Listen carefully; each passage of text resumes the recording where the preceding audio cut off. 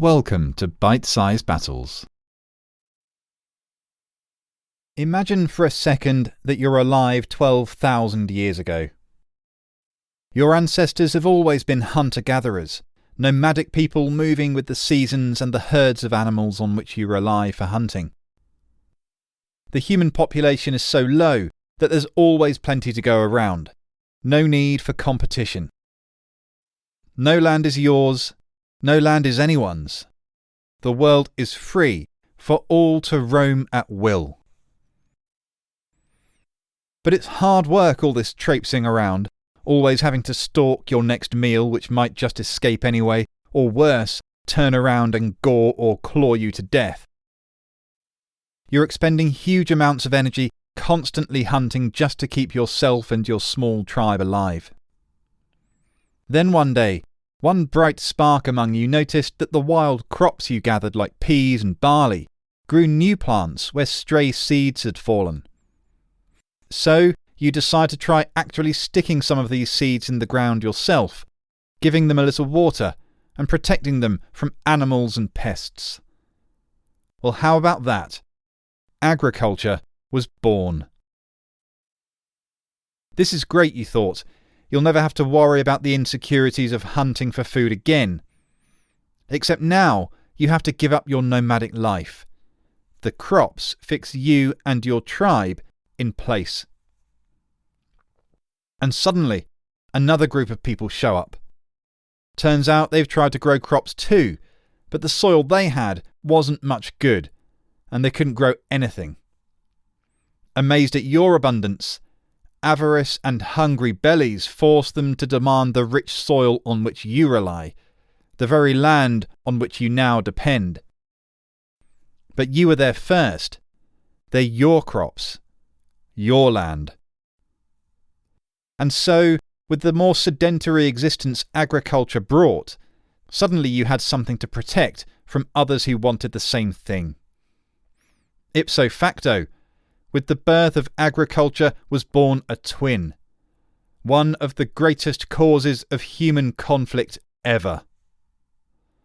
Welcome to the second episode of Why We Fight: Resources.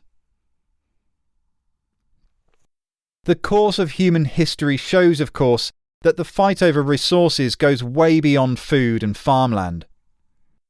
If you've ever played a game like Sid Meier's Civilization, you'll know that if you want your civilization to win the game, you need access to the key strategic resources. In the game, they're generally iron, coal, oil, aluminium, and uranium. In the real world, you can add water, gold, spices, coffee, diamonds, tin, copper, gas, and many, many more. You could trade for some of these, but trade is fickle. It can be interrupted by politics, storms, and pirates. And if you're strong, why bother anyway? Just take the land from which they come, and suddenly they're yours. It's this simple but brutal law that has governed much of human conflict for millennia. Just think of modern Cold Wars, like in the South China Sea, where China is building dozens of artificial islands, attempting to bolster its claim to a huge swathe of waters which are also claimed by Vietnam, the Philippines, and Malaysia. Why? Because it's said to contain vast reserves of mineral and other resources, especially oil. Military control of the South China Sea also guarantees China's control of Southeast Asia's trade and commerce, meaning it also controls another critical resource: wealth. History is practically bursting with other examples. Russia's winter war with Finland in 1939 was over Soviet access to Finnish nickel. The Nazis invaded Russia in 1941, partly to ensure their access to the grain basket of Ukraine and the oil fields of Crimea. Imperial Japan launched their surprise attack on Pearl Harbor to knock out the US Navy long enough for them to acquire an Asia-Pacific empire which could supply them with all the oil and raw materials they lacked in their island homeland. And that's just 2 years of the 20th century. For one of the best examples, let's go back a little further to the largest empire the world has ever seen. Built and defended for a veritable ocean of highly prized resources. I'm speaking, of course, about the British Empire. The British were late to the empire-building party, being well behind the Spanish and Portuguese, and to a lesser extent the Dutch. The Spanish annihilated the powerful Native American empires of the Aztecs and Incas in the hunt for gold. Gold. Humans have always loved it, and in this case it brought tragedy to the Native Americans, and in fact to the Spanish economy, which was so flooded by gold that prices rocketed and many of the poorest people could no longer afford to buy food.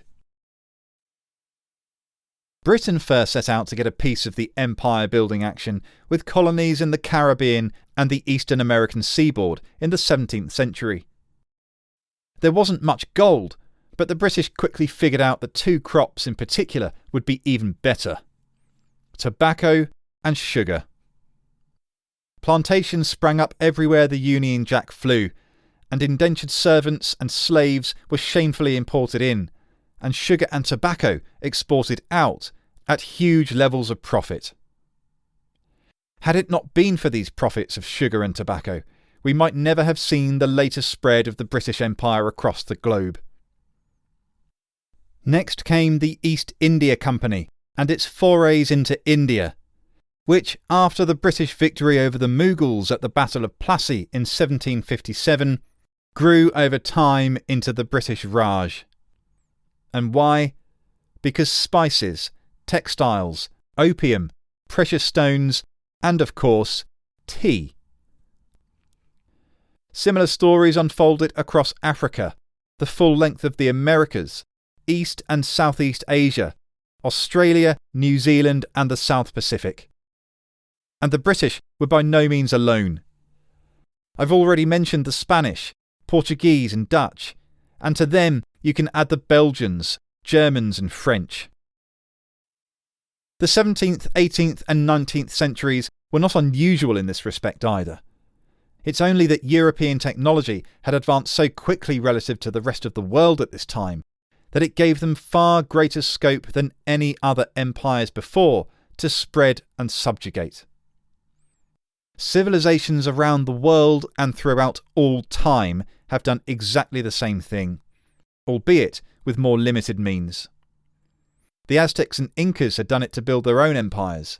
The Romans, Mongols, Greeks, Egyptians, Babylonians, Persians, Ottomans, and the various Chinese, Indian, and Burmese empires have all done the same things for the same reasons: to gain control of resources which can bring self-sufficiency, wealth, and power.